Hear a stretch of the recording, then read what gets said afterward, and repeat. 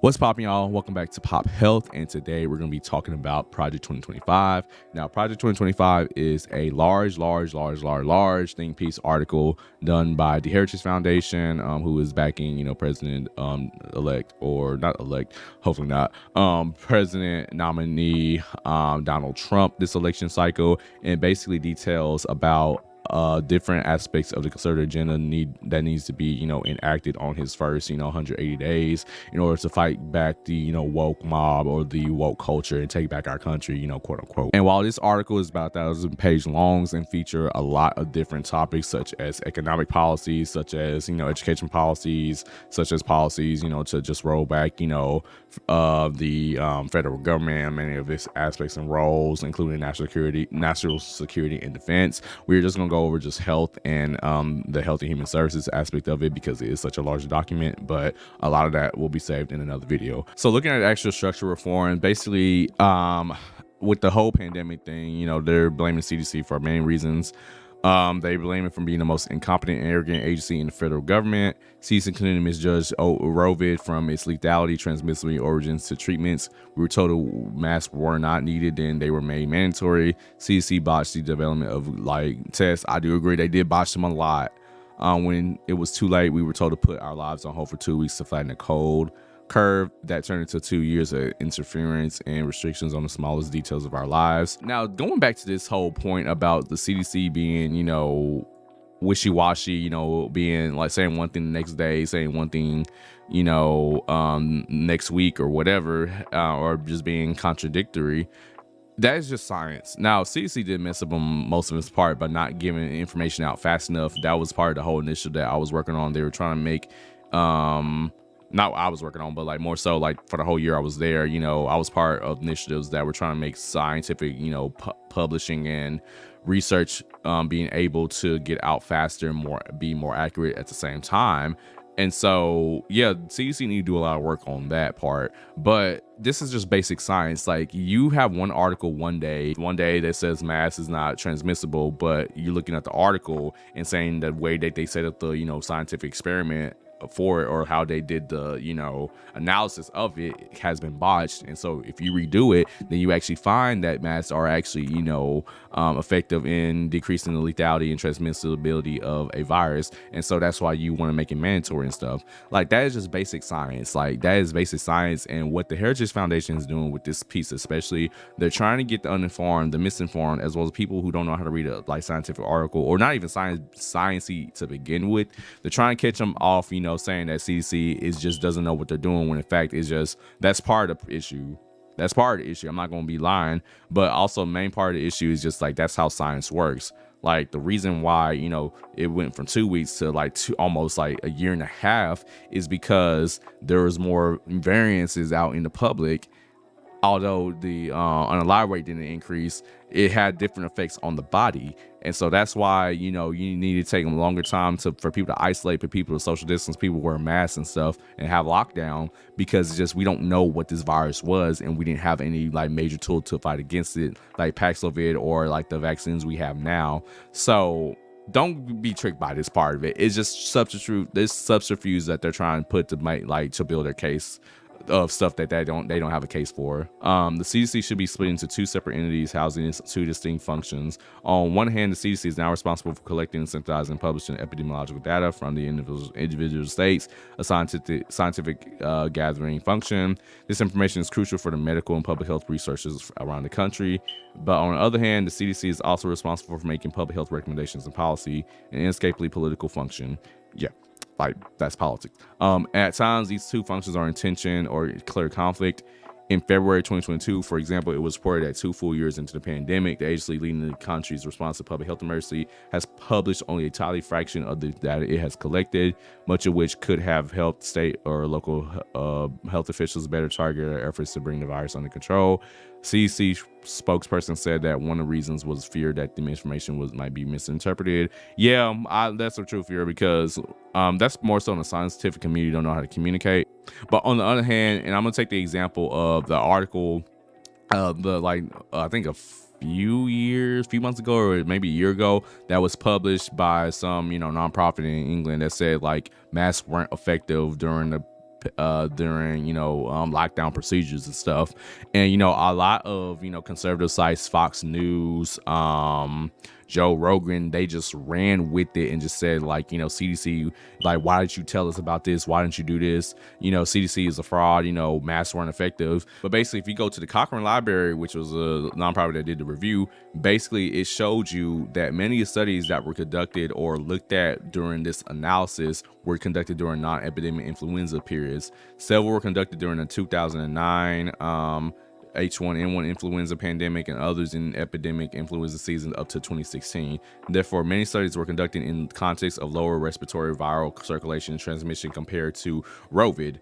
The included studies were conducted in heterogeneous settings ranging from suburban schools to hospital wards in high-income countries, crowded inner-city settings in low-income countries, and immigrant neighborhood in high-income countries. Adherence to interventions was low in many of these studies. Basically, adherence in these studies mean that people weren't wearing masks. Like, a lot of people weren't wearing masks during this thing. So when you come to the conclusion of this article, just straight to the conclusion of it, people just ran with it and just said, like, masks didn't work. But you understand there's a lot more context to it. And so while I don't agree that, scientific research shouldn't be shared or shouldn't be distributed and it needs to be, made open to the public, I do understand many scientists fear that if you present your readings out to the public, that people don't know how to read them.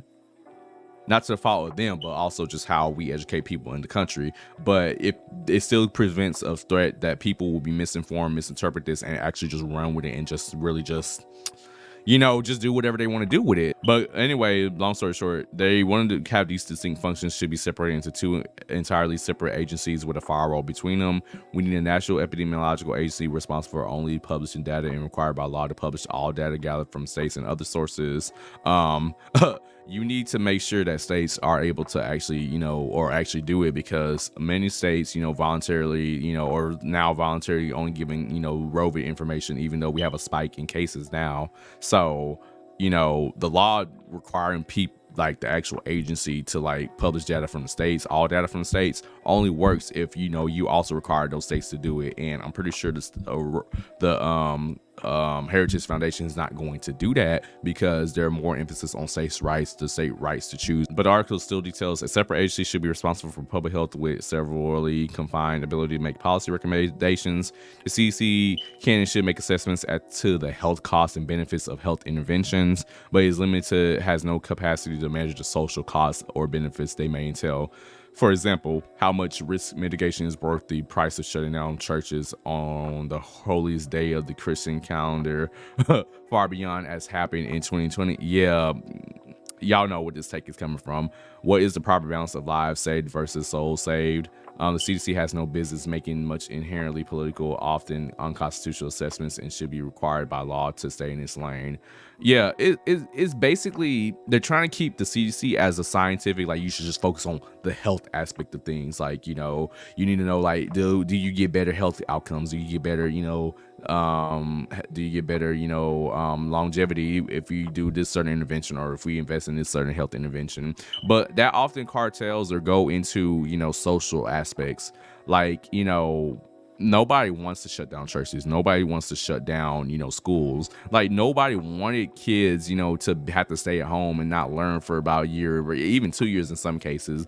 But when you talk about certain things like a virus, the health costs actually come into social costs. Like, if you allow kids go into a school, they have a higher chance of developing Rovid. And yes, kids are resilient. Yes, kids bounce back for everything.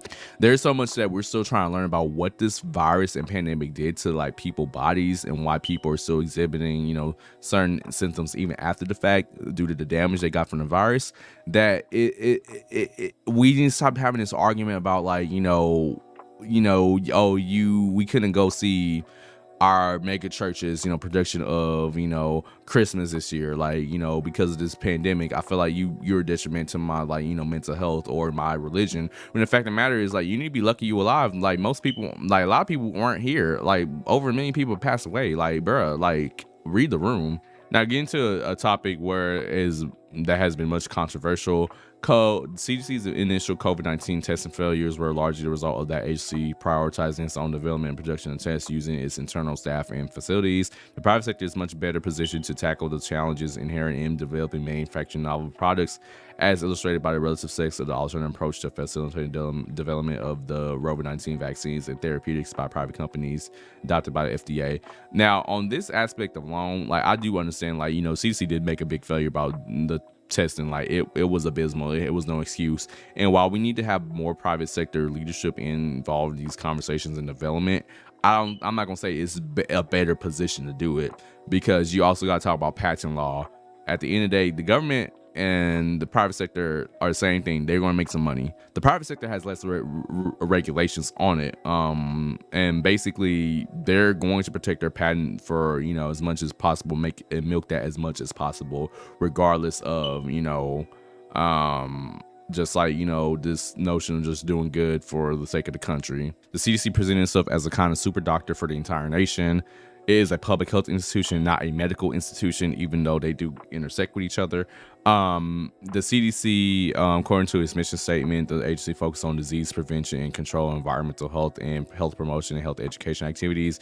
It is not qualified to offer, and not usually does not purport to offer, professional medical opinions applicable to specific patients. From time to time, the CDC offers findings and recommendations that competent medical practitioners often will consider in arriving at professional medical judgment for a particular patient. And so by this statute or regulation, CDC guidance must be prohibited from taking on a prescriptive character.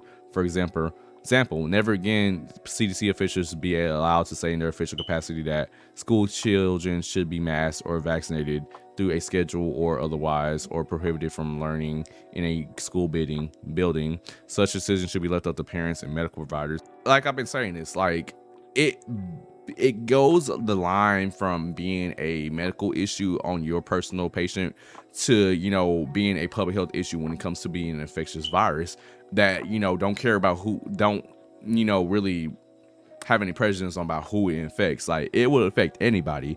And at the end of the day, telling your kids or little Jimmy that they can't go to school because of a virus is not like going into medical opinions or like telling your doctor he's wrong or whatever. It is a public health issue. When little Jimmy is sick and don't want to, we're not trying to get every other kid in the classroom sick. So what we're doing, or what like CDC is doing, or we as public health practitioners, when we make recommendations, we're no way, shape, or form trying to replace your doctors, but we also know from expertise when things fall in line from just being your own personal issue when being the issue of the whole group. So this argument is bogus. Conflict of interest. There was a time when CDC could not take money from pharmaceutical industry, but in 1992, the agency discovered a loophole in federal law that allowed it to accept pharma contributions to nonprofits. CDC Foundation. The money started flowing immediately. And from 2014 through 2018, the CDC Foundation receives $80 million from pharmaceutical corporations like Pfizer, Biogen, and Merck.